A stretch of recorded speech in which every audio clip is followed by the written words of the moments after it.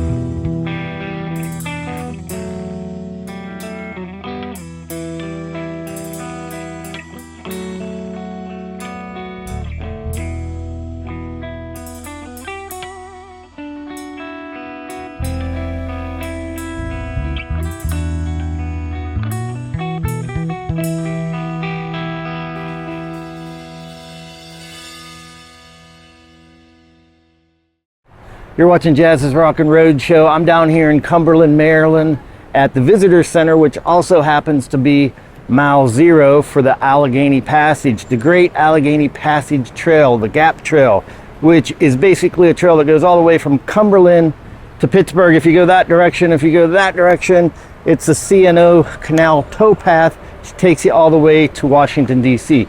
We are not going to do that. We're going to do about 149 miles to Pittsburgh, that direction. So let's go.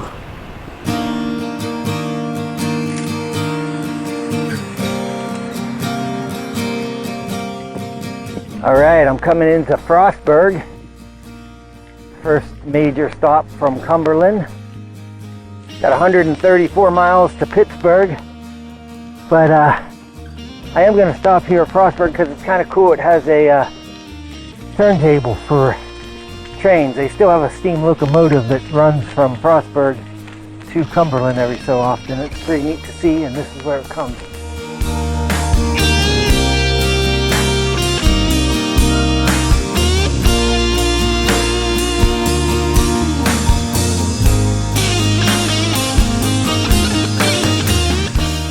I just left Frostburg, and the next stop going up the hill here is the Mason-Dixon line, and right after that will be the Savage Tunnel.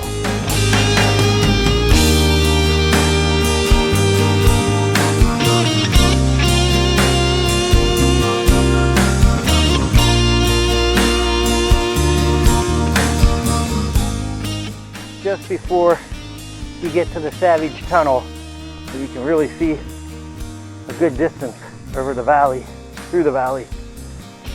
And up ahead, those wind turbines are from the, I believe it's a Twin Ridge wind farm or something like that.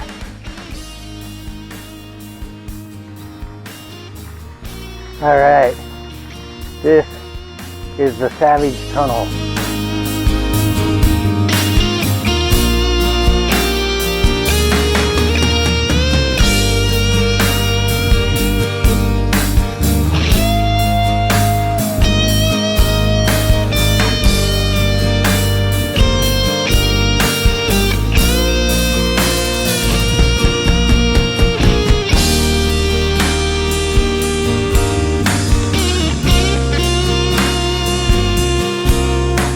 All right, I just rode through the Savage Tunnel. It's 3,300 foot long. It was completed in 1912.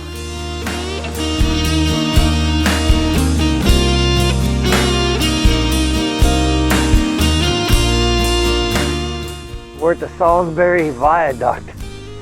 Check it out.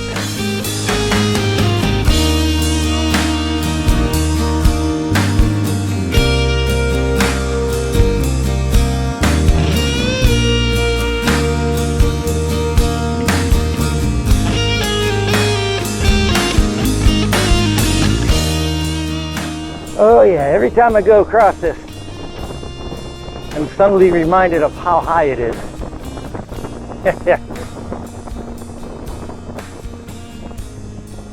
1,908 foot long. 101 foot high.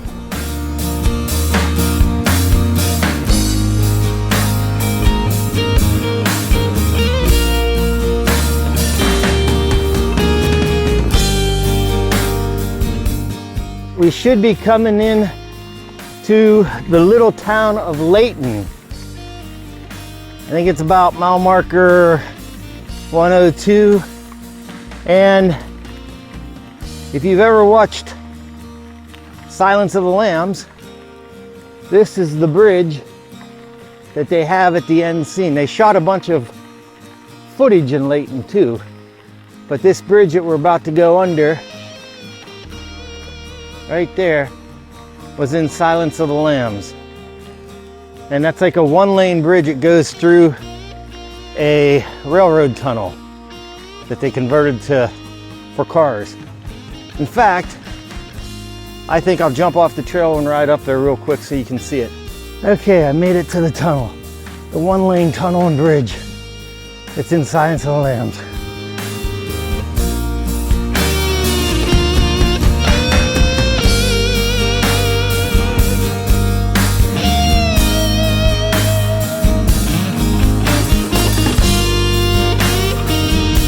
There it is. We're on it. Not quite as spooky as the movie. Still kind of spooky on a bike.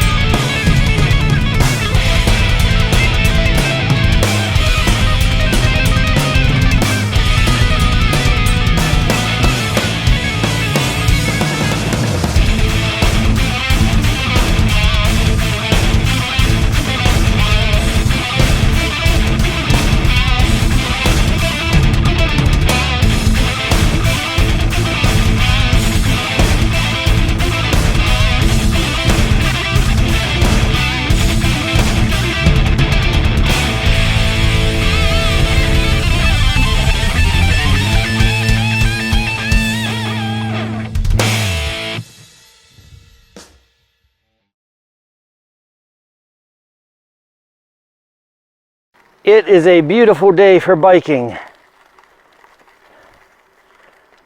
I think I'm coming up on mile marker 110, and if I'm not mistaken, Cedar Creek Park will be right after that, which is a good place to take a little break.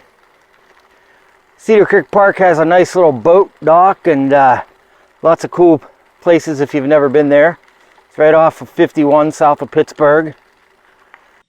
4 more miles to West Newton, 18 to Boston, 39 miles to Pittsburgh. All right. All right, this is Cedar Creek. This is where their boat launching area is.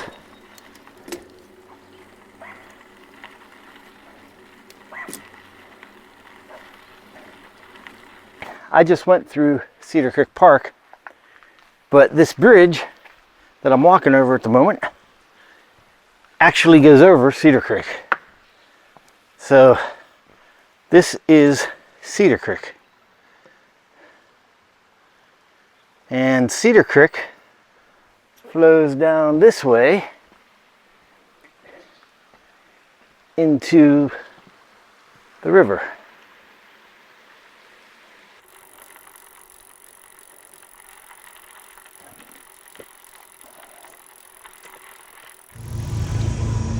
This is Dravo Cemetery, and I think this is where I'll be spending the evening tonight.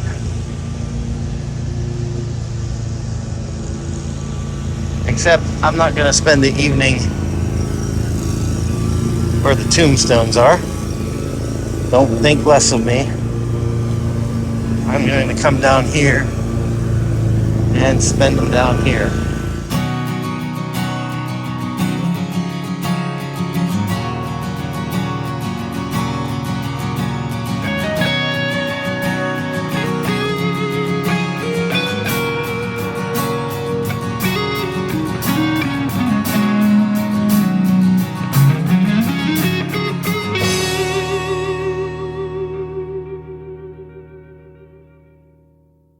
Let me show you my luxurious tent. This is the patio area, and this is the eating, sleeping, drinking, and everything else area. Living room, bedroom. I'm gonna get my sleeping bag and everything into the tent, and once I do that, I think I'm gonna try to get a hold of Lauren from Iron Brigade and maybe do a Zoom call if I have internet service out here in the middle of nowhere. All right, so I made it to Dravo Cemetery. I'm camping out. I got my laptop hooked up. I'm sitting in my tent, and my laptop is hooked up to my, hotspotting through my phone. And I'm doing a Zoom meeting with my buddy Lorne from Iron Brigade. How you doing, buddy? Good. How are you? Oh, my goodness. Aside from the fact it's like 90 degrees in a tent on a bike trail, I'm pretty good. You are the drummer for Iron Brigade. You guys are in, like, I would describe you guys as a really like classic metal sound, you know, the old school stuff, but that's what I think. But I'd like you to tell the world about Iron Brigade.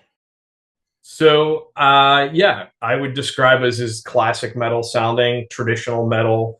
As the genre is calling it now, is trad metal or traditional metal. We try to keep it old school. We don't try to add any newer elements per se that would basically throw it off. There's a lot of double bass in parts. The one song that we do have, Out of the Urn, does have a blast beat in it. So it is kind of newer stuff that we throw in, but we try to keep it traditional. You guys are signed to a label in Germany, if I'm not mistaken. Yeah, so we're signed to a label in Germany called Underground Power Records. We've actually been signed to them for about 3 years now, and they're a distribution label, so they distribute our album all over the world, and it's been working out really well. We've been getting a lot of attention from the label pushing our album, and it's been turning out really good. Yeah, and Germany's like a whole different scene than the States. I mean, Germany has an appreciation for what you guys do, the metal scene. I'm not saying that people don't appreciate in the States. It's just a whole different vibe over there musically. I mean, have It's you found that? Yeah. it seems like Europe, they appreciate metal more than you would here in the States. And I'm not knocking on any bands because I love different genres and different styles. It's more extreme metal here. Yeah. How long you guys been playing for quite a while, right?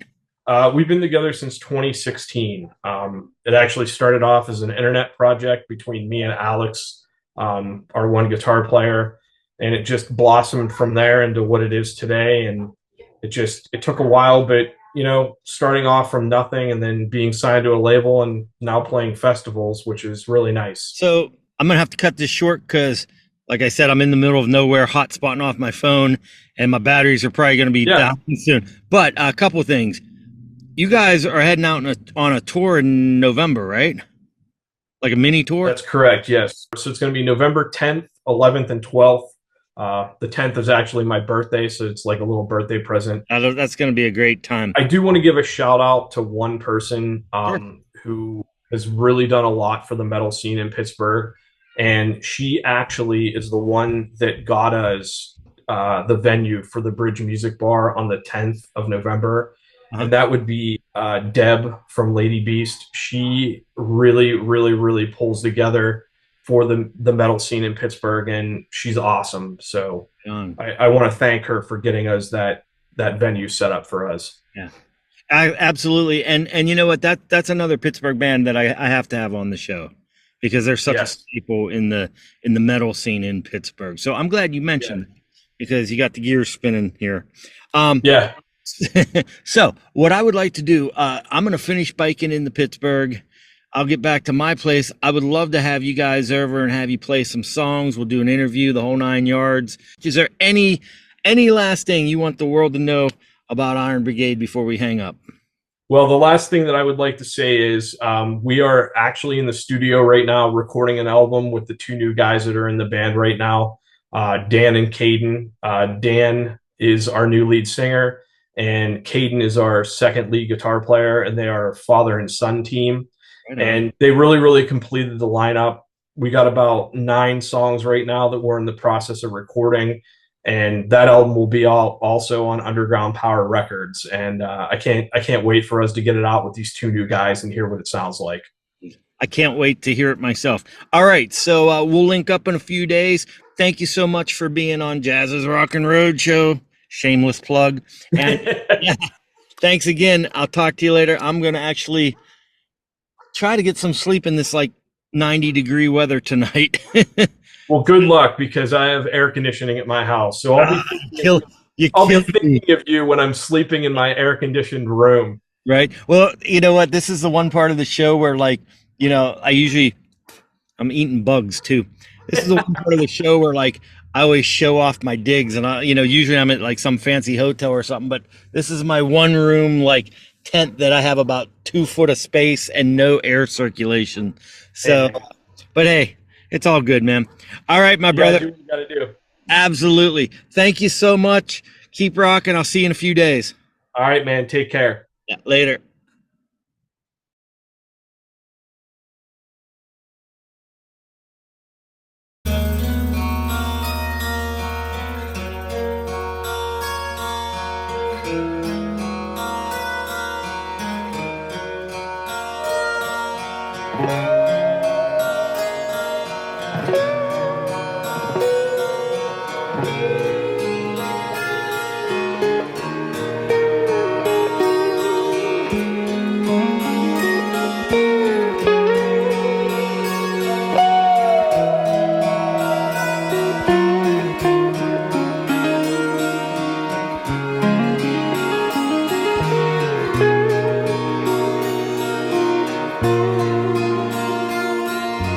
I left Dravo Cemetery, and I was about 5 or 6 miles that way behind me, and now I'm just about to head into Boston, Pennsylvania. So this is basically little Boston. The Youghiogheny River Trail North section, celebrating 30 years, 1991 to 2021.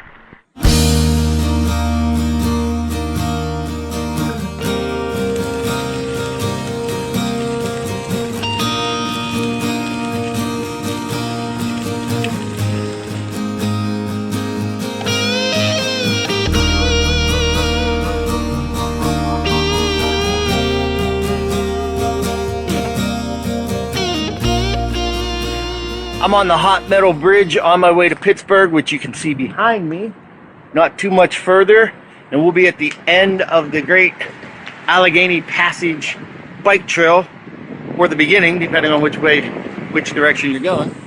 But yeah, we're almost there.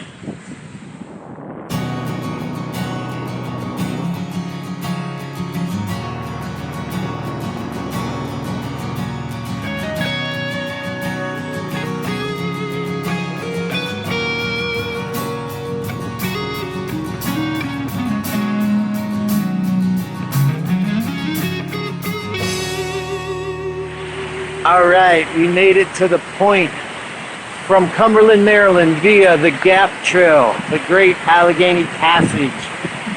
I hope you had a great time with me on this journey. I'm going to head to the studio because I've got Iron Brigade coming over. We're going to do an interview and they're going to jam in the studio. So stick around for Iron Brigade.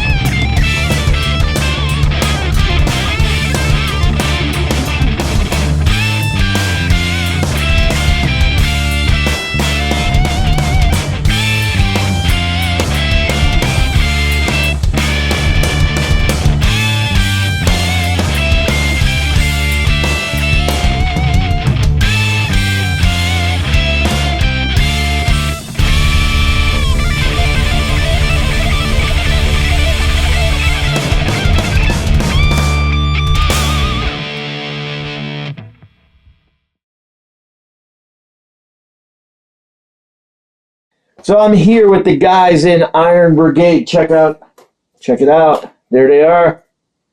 So you guys just totally blew me away. Well, why don't we introduce y'all? I'm Lauren. I play the drums in the band. I'm Dan. I'm the singer. I am Caden, one half of the guitar tech. I'm Alex, guitar player. I'm Andrew, bass. Excellent. So you two are new, right? Mm-hmm. Yep. Yeah. Well, you fill in really good. I mean, fit in really well.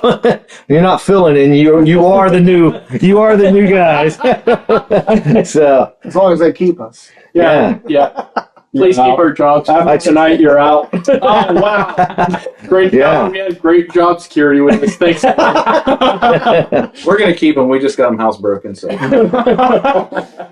And now, did you guys play the Legions of Metal Fest? We did. Yeah, okay. So I know y'all did. I'm wearing the shirt. Yeah. Yeah. Right. Yeah, but all of them. That was actually Legions of Metal was their first show with us. Yep. What a first show experience, huh? That was one hell of a first show. At the legendary Reggie's in Chicago. Yeah. That's known for what you guys do. Yeah. Yeah. And the crazy thing about it is we only had a month to practice, so. Yeah. So we had a month of practice. We drove 6 hours up to Chicago, played Saturday night, and there was a ton of people that watched us, and it was cool because the day we played was the headliner was Metal Church. So Right. yeah, Love some Metal Church. Now you guys are on a record label yeah, we're on Underground Power Records out of Germany. from Germany. Yeah, I was going to say. So let's see some vinyl. They were showing me some vinyl before we started to do this interview. That's how I knew about it. So Let's this is check our this vinyl. And I actually designed the cover artwork and everything. And I had a person from Ukraine, actually. She's a graphic designer. She does a lot of bands and stuff. She's the one that designed our logo. Nice. But everything else I had put together. The back, we had to design all this ourselves. Right. And I actually recorded, produced, mixed, and mastered the whole entire album, too, at my little studio at my house. Sweet. So this one, we have two different vinyls. We have a black one and a gold one. And this is actually Nice. a gold one. Is it? Oh, let me turn it the right way. So there's the gold one. And we have CDs out too. Yeah. So when's the next one come out? So- Right? Because you're signed to a two record deal, right? yeah, we have a 2-album contract. So hopefully we can get the new one, if I can get this back in here. The new one done here pretty soon. Like I said, well, like you said, we have 2 new members of the band. Yeah. We're actually working on new material right now. Yeah. So Yeah, last time we got together, that's what we were doing. yeah. Nice. And then you guys made a commitment to come over here, and I appreciate that. So Absolutely. you guys totally We're rock. glad that you asked us to come Yeah. to place. Well, listen, I try to have all different types of bands on the show, and I am a sucker for the old school metal. And I use that term endearing. Sometimes people are like, old school metal. It's like, well, that's what you guys are, man. You got a singer that can sing. You got 2 guitar players that can play, a bass player that can play. I mean, Yeah. so I don't know. We're old Mad school. respect. Yeah, exactly. that's for Mad sure. respect. Yeah. So what's next for you guys? When's the world tour coming up? Hopefully soon. Hopefully, yeah. So we do have a tiny, mini tour going to happen. One of the bands that we played with at Legions of Metal Fest is named Adamantius. They actually are friends with another friend that's in a band of mine. They are called Mourn the Light. They are from Wisconsin. They actually saw us play when we played at Legions of Metal, and they invited us to do a little mini tour. So we're going to do Pittsburgh, Cleveland, and Brooklyn, New York. So that'll be Nice. interesting. Yeah, Yeah. That'll be freaking awesome, dude. Yeah. Love it. Yeah. I'm gonna live vicariously through you guys, man. Follow you on Facebook and stuff. Yeah. So, speaking of which, you guys are on Facebook and all that. We have a Facebook, we have an Instagram, and we have a Bandcamp page. And on the Bandcamp page, you can buy all of our merchandise, our T-shirts, our CDs, our albums. So they just look up Iron Brigade Bandcamp. On Bandcamp, yeah. Please buy our merch. Yeah, right. Please. Because them streams ain't cutting it anymore. Did you guys see that Snoop Dogg just did a thing about the streams? He's like, it doesn't make sense. You got people that are getting all these, millions and millions of streams. He's like, where's the paycheck? Yeah. And someone just posted the other day that they had like 23 million streams in like one day, and the Spotify only sent them like, I think it was like $200,000, and it should have been way more than that. It's crazy. Yeah. It's crazy. Yeah, but I digress. It is nuts because, you know, back in the day, people would wait in line in front of record stores for a debut album, and it's not like that anymore. You know, you could just go online and it's very accessible. And I'm sorry guys, but I don't care what anybody says about this, but Lars Ulrich was 100% right when he tried to sue Napster. Yeah, absolutely. I was just going to say, yeah, piracy took a toll on any form of entertainment. Every form of entertainment took a hit.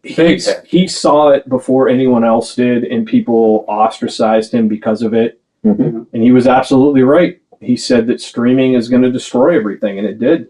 The problem is it stripped the art from the canvas. It did, because one of the things that, speaking of art, and it did strip the art from the canvas, because people just buy music now. They don't buy whole albums anymore. They want this song, they want that They song. don't even buy it. They just listen to it on the streaming Or service. they listen to it on a streaming service. Nobody owns media anymore, so you're not getting the album, like a gold album. You're not getting the artwork. Yeah. You're not getting the cover art. You're not getting any of that. You're not getting a lyric sheet. You're just buying data. And that's the experience that people are missing. Yeah. So you guys are all from Newcastle, except you're from Pittsburgh. Pittsburgh, right? Okay. Yeah, I have actually known Drew basically since I was a teenager. We played in a band. Yeah, that was for a while. my first band was Lauren. Yeah, and then Alex is from Pittsburgh, and I met him online, and I just had this idea, and he had the same idea, so this is how it turned about. Yeah, and it's weird because our background is not in traditional heavy metal whatsoever. Really? Yes, he plays death metal. Okay. He's been in all sorts of bands. Uh-huh. And I mean, I personally started with doom metal. And then like I was into doom metal and Jimi Hendrix. And then like I went into thrash metal.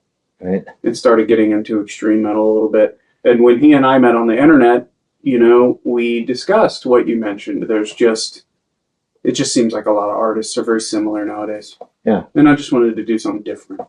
And it was like, you know, I mean, the style lends itself to my skills.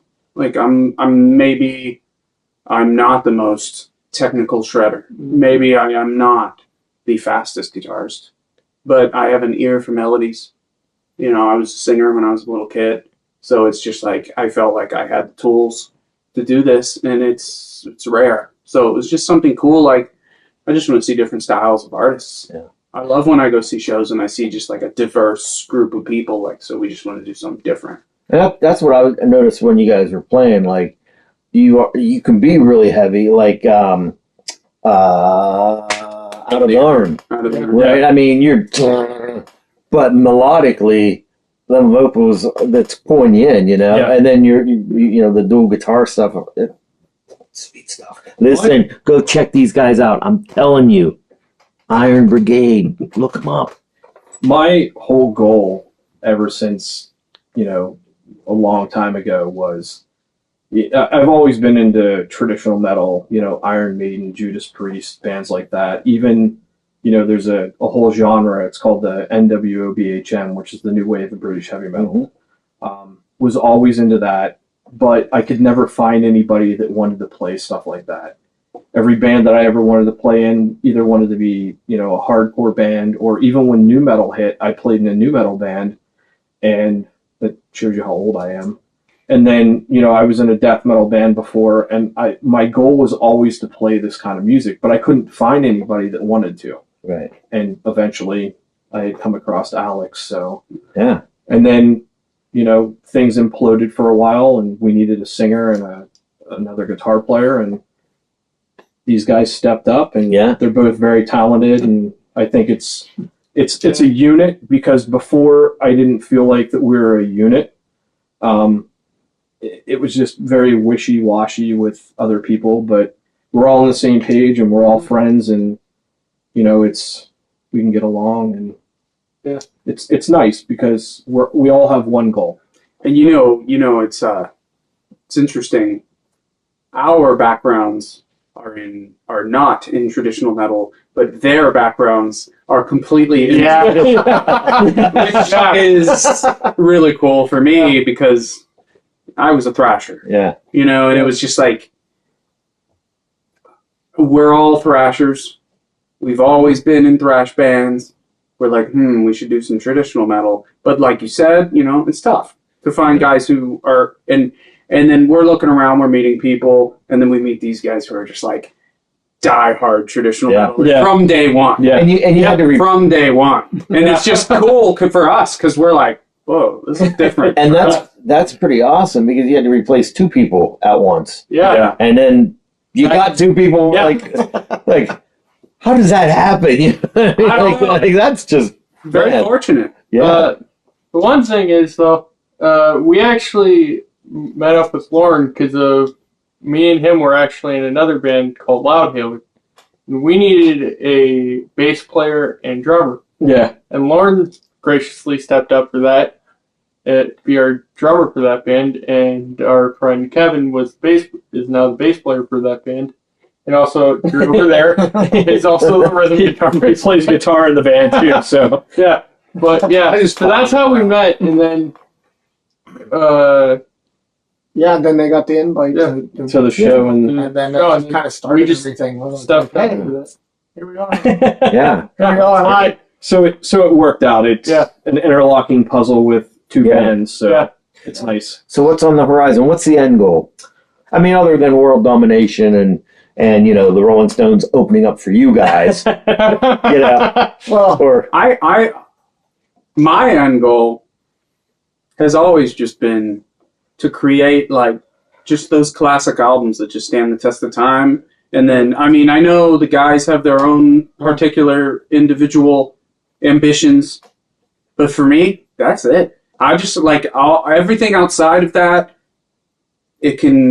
Whatever happens will happen, but I just want to crank out records. Like I look at like my heroes were some of these United States bands from the 90s and 2000s. And you look at the scene from that period of time, maybe it's not the strongest scene. Sure. Maybe everybody likes death metal or whatever, I don't know.